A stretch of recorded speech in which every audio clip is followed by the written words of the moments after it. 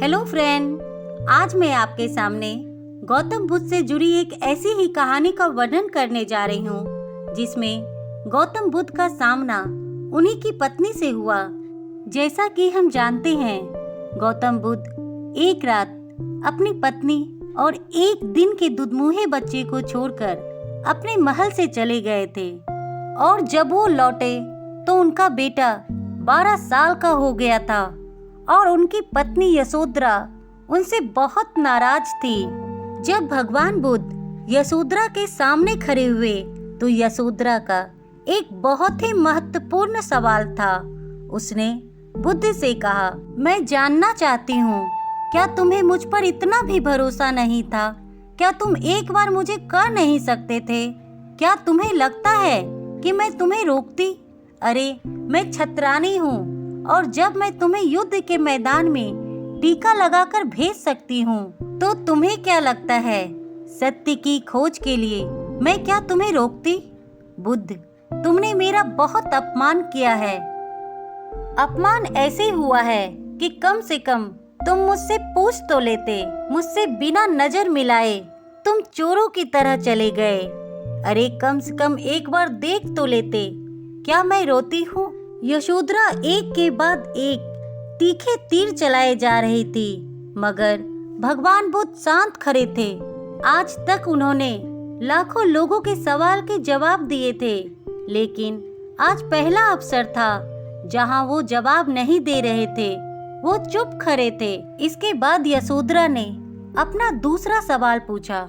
उसने भगवान बुद्ध से कहा, क्या तुम अपने दिल पर हाथ रख के कह सकते हो कि जो ज्ञान तुम्हें जंगल में जाकर प्राप्त हुआ, वह ज्ञान यहाँ तुम्हें प्राप्त नहीं हो सकता था? यशोधरा के इस सवाल पर भी भगवान बुद्ध शांत खड़े रहे, क्योंकि अब वो जान चुके थे कि सत्य तो हर जगह है। सत्य तो प्रतिपल बहता ही जा रहा है।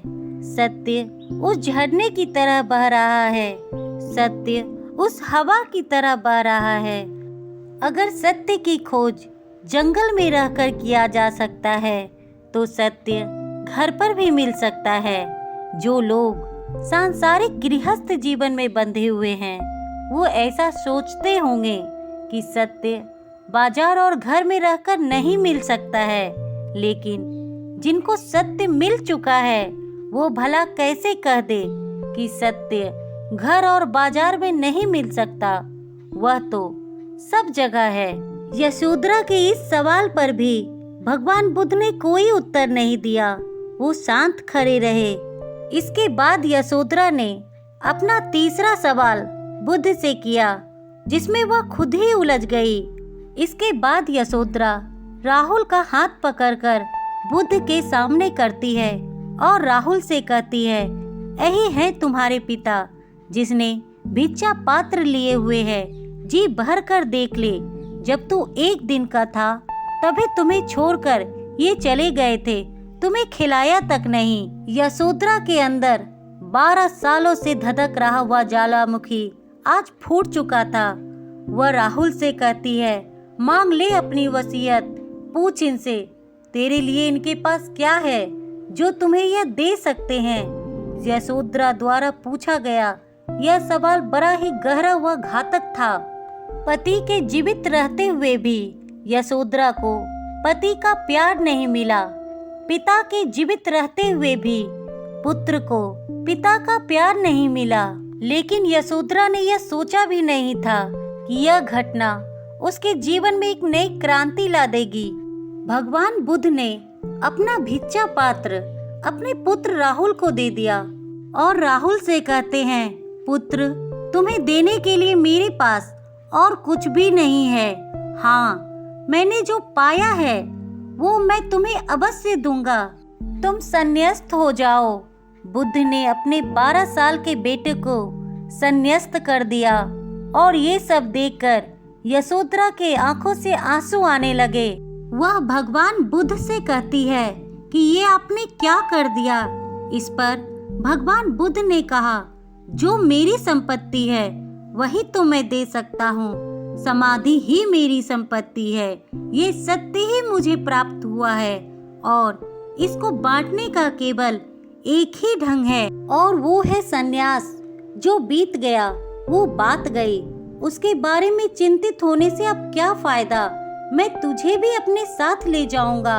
अब राहुल तो संन्यास्त हो ही गया है, तू भी चल। जिस संपदा का मैं मालिक हुआ हूँ उसकी मालकिन तू भी बन जा। जो मैंने पाया है उसका स्वाद तू भी चख ले। और सच में यशोधरा ने यह सिद्ध किया कि वह छत्रानी थी, वह बुद्ध के योग्य थी। वह बुद्ध के पैरों पर गिर गई और कहा, आप मुझे दीक्षा दे। और फिर यशोधरा दीक्षा लेने के बाद उन भिक्षुओं में, उन सन्यासियों में ऐसी रम गई कि इस घटना के बाद बौद्ध शास्त्रों में इसका उल्लेख कहीं नहीं है। आपको बौद्ध शास्त्रों में कई भिक्षुओं का वर्णन मिलता है। उनके बहुत से ऐसे शिष्य थे जिन्हें सत्य प्राप्त हो गया था, उनका वर्णन आपको मिल जाएगा। परंतु यशोधरा का वर्णन आपको कहीं नहीं मिलता। हमेशा खुश रहना दोस्तों, ख्याल रखना अपना और अपने परिवार का। Please like and subscribe my channel. Thank you.